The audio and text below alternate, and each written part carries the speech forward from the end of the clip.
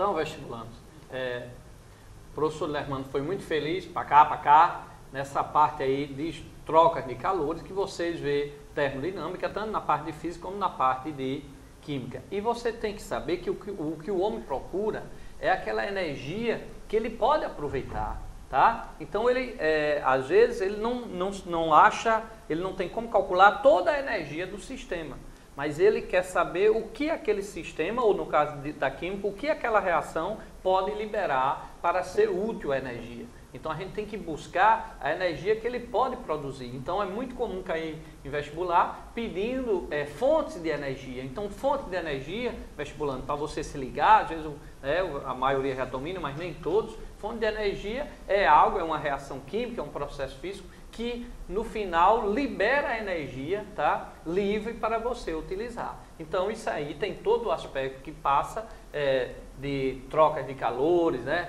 Que você vai conseguir, no final, ver o calor recebido, o calor cedido, e dentro desse sistema você vai observar o que você pode produzir para gerar energia. Então, esse é um assunto importante. Lermano vai estar aqui comigo também na reta final, onde a gente vai fazer mais exercícios, mas nós temos outro exercício aí no ponto, né, Luiz? Então, nós temos uma outra questão, Luiz, e essa aí envolve cálculo através de energia de ligação, através de calores padrão, que pode ser utilizado para entropia, para energia livre, para entalpia, para qualquer função termodinâmica, e finalmente um cálculo do ΔG. A respeito do ΔG, só uma explicaçãozinha aqui. Tem-se uma função termodinâmica chamada de entropia. Entropia tem a finalidade de fazer uma medida de quê? Do grau de ordem ou desordem que um sistema qualquer apresenta. Muito bem. Um sistema, para se organizar ou desorganizar, esse processo envolve variação de energia, tá certo? Então, vamos pensar numa coisinha aqui.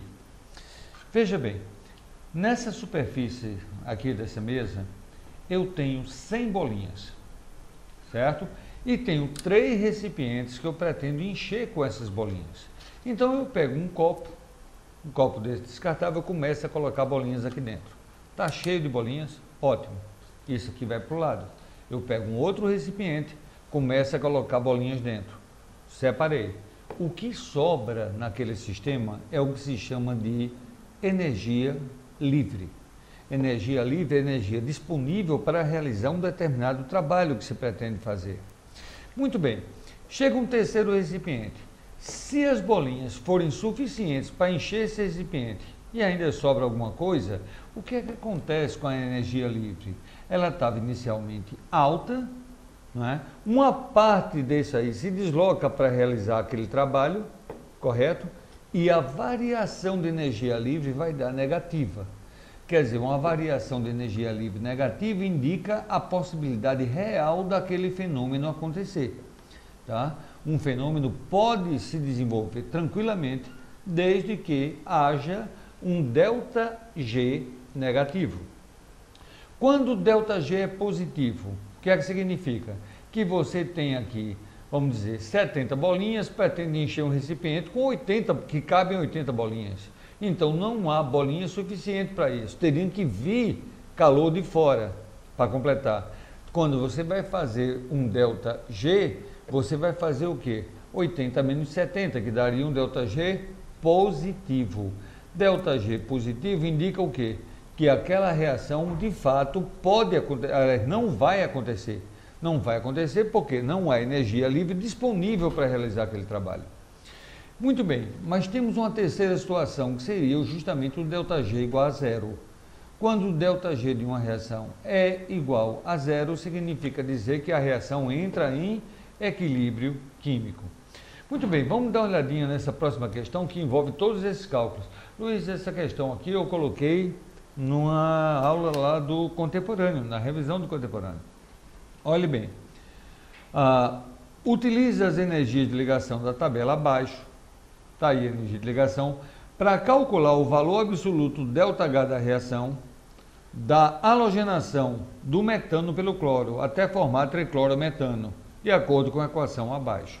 Está aí a equação, esse triclorometano que aparece colocado aqui, gente, esse CHCl3 que está colocado aqui, ó, ele recebe o nome vulgar de clorofórmio e é um solvente muito interessante do ponto de vista orgânico. Muito bem, para essa questão, como é que se faz o cálculo? Como é que se faz a solução? Olha bem, solução da questão. Primeiro, a fórmula do metano, CH4. 4 átomos de hidrogênio ligados diretamente a um átomo de carbono. A fórmula do cloro, Cl ligada a Cl, só que são 3 cloros, 3 unidades de cloro. A fórmula do clorofórmio, CHCl3, H com 3 cloros ligados. E a fórmula do HCl, que é o outro produto, já que essa halogenação aí ocorre por substituição, e você tem então 3H ligado a Cl. Para executar cálculos que envolvam energia de ligação, você tem que considerar o seguinte: essas substâncias que estão colocadas no reagente vão ter que sofrer quebra de ligação. Essa ligação aqui vai ser quebrada. E para se quebrar ligações, você obrigatoriamente fornece energia para o sistema. Correto? Essas ligações do metano, como o metano também se apresenta no reagente, essas ligações também serão quebradas. Então, eu vou ter que fornecer energia para romper essas ligações. Já o clorofórmio e o HCl se encontram no produto. Como eles estão no produto, na hora que essas ligações se formam, haverá então liberação de energia. Então, a gente deve pensar na energia de ligação dos produtos como sendo sempre negativa. E a energia de ligação do reagente como sendo sempre positiva. Ok, vestibular. Então você lembra aí, quando o professor Lermano está apagando aí essas partes, vocês lembram que, como já falamos aqui na outra oportunidade, na outra aula com o professor Lermano, nós temos que fazer um balanço energético, uma contabilidade. Se no reagente eu tenho que quebrar, né, as ligações para formar os produtos, então eu vou fazer um balanço. Quanto eu gastei de energia para quebrar as ligações e quanto de energia foi liberado quando aquelas moléculas foram formadas e adquiriram estabilidade e assim liberado a energia. Então a gente faz um balanço energético e aí a gente encontra o nosso ΔH da reação, a variação de entropia. Ok? Então, bem interessante essa questão aí. O professor Lermano vai para a telinha para ele terminar. Então, vamos observar uma coisa. Foi dado que a energia de ligação carbono-hidrogênio é igual a 413 kJ. Percebam que do metano até o clorofórmio, esta ligação aqui foi rompida, esta foi rompida e esta foi rompida. Então houve ruptura de 3 ligações, por isso que eu estou multiplicando o valor da energia de ligação por 3. Vezes 1. O que é esse 1 que está vermelho aqui? É o coeficiente do metano. Metano só tem 1 aqui na Vem lá do balanceamento, né, da equação. Exatamente. Então, 413 vezes 3 vezes 1 dá 1.239 kJ. Esse calor aqui, gente, vocês devem colocar como sendo positivo. Por quê? Porque a substância se encontra no reagente. Muito bem. Segunda energia de ligação, cloro-cloro. Valor da energia 436 kJ. Percebam que cloro-cloro só tem uma ligação aqui. Essa ligação vai ser quebrada. Então, você multiplica por uma ligação e depois você multiplica novamente por 3. Esse 3 é o coeficiente que o cloro apresenta aqui. Ok? Continuando, então. A ligação carbono-cloro. Essa você já tem colocado no produto. Como está colocado no produto, você já coloca menos na energia de ligação. Olha o sinal menos aqui na frente, ó. Menos. Aí você multiplica por 3 ligações, olha, 1, 2, 3 ligações. E multiplica pelo coeficiente da substância, que é 1 também. E, finalmente, HCl só tem uma ligação. Está aqui essa ligação. Então, você pega o valor da energia de ligação, multiplica por 1. E a seguir multiplica por 3, onde esse 3 representa o coeficiente do HCl. Feito isso aí, você tem valores totais. Percebam que metano e cloro são positivos e carbono, cloro, hidrogênio, cloro são negativos. O que é que se faz agora? Simplesmente soma-se tudo. O ΔH é igual a mais 2.547, que é a soma dessas duas que estão aqui, ó, positivas, correto? Menos 2.310, que é a soma dessas duas que aparecem aqui com sinal negativo. Seria essa entalpia aí do que aconteceu, a quebra das ligações no produto, né? A formação de ligações no produto. Ou a formação no produto. Então, exatamente. Se a reação, então, absorve 2.547 e libera 2.310, na verdade, ela absorve 237 kJ. Esse 237 kJ é o valor do ΔH da reação. Ok? Então, gente, assim... E essa reação seria considerada aí, no caso, endotérmica, uma reação, né? Endotérmica por ter um ΔH positivo. Então, continuando então nossa questãozinha aqui. Utiliza as entropias padrão da tabela abaixo. Aí foi dada uma tabelinha com valores padrão de entropia, certo? Para calcular o valor absoluto do ΔS da mesma reação e discuta seu sinal em termos de organização e desorganização do sistema. Então vamos lá, esse aqui é uma outra maneira de calcular. Já caiu no vestibular a mesma coisa para calcular o ΔS, outra vez para calcular o ΔG e outra vez para calcular o ΔH, tudo a partir de valores padrão. No caso foi dada a entropia do metano como 1.800 a 186,2, do cloro 222,9, HCl 168,7 e clorofórmio 202,9. Aqui está a reação. Como é que você faz para calcular o ΔS da reação? Simplesmente você lança esses valores embaixo das substâncias que estão colocadas aí. Aí multiplica cada uma pela quantidade. Olha a solução da questão. Está aí a reação. Então, para o metano, valor da entalpia padrão de formação, entropia padrão de formação, 186,2 joules. Você multiplica pela quantidade de metano, 1. Resultado vai aparecer agora aí embaixo, 186,2. Para o cloro, valor da entropia padrão, 222,9. Multiplica-se por 3, porque são 3 mols de cloro. Resultado final vai aparecer agora aqui embaixo, 668,7 joules.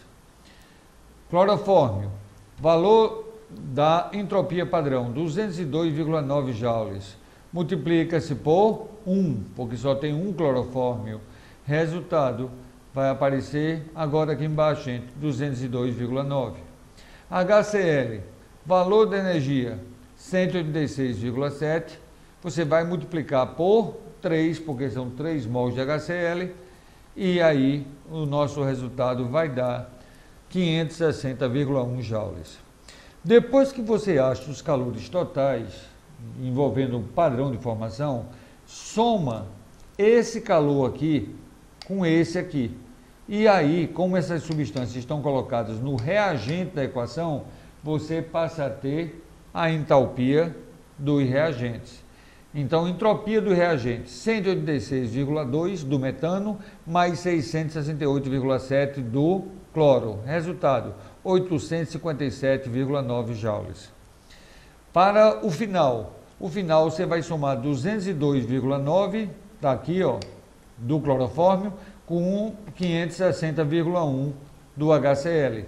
Resultado, 965,9 joules. E aí, vamos calcular o ΔS. O que é o ΔS? É o estado final menos o estado inicial, que essa é a maneira de se calcular a partir de calores padrão, sempre fazendo final menos inicial. De modo que nós teremos 965,9 menos 854,9. Resultado, mais 111 joules. Luiz Carlos, como é que se entende esse sinal positivo no ΔS? Ok, vestibulando. Então, ó, como o Guilherme falou, a entropia aí ele vai medir a desorganização do sistema, tá certo? Nós tivemos aí um ΔS final positivo, né? Vocês já viram que o ΔH positivo naquela outra caracterizava a reação o quê? Endotérmica.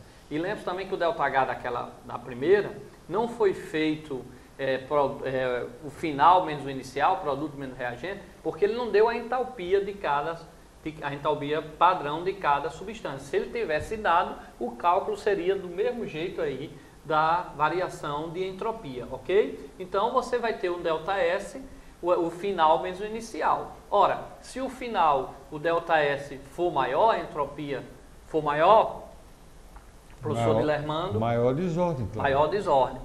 Se for para cá, maior desordem. Porque significa que os produtos têm mais entropia. E entropia está associado, como a gente falou aqui das bolinhas, né, do início, da energia livre, tudo, está associado ao grau de desordem, tá certo? E nós não sei se tem nessa questão, se o Dilermando botou aí também o cálculo da energia livre. Tem, né? É a próxima questão. A próxima questão. Então nós vamos conseguir aí matar as três, né?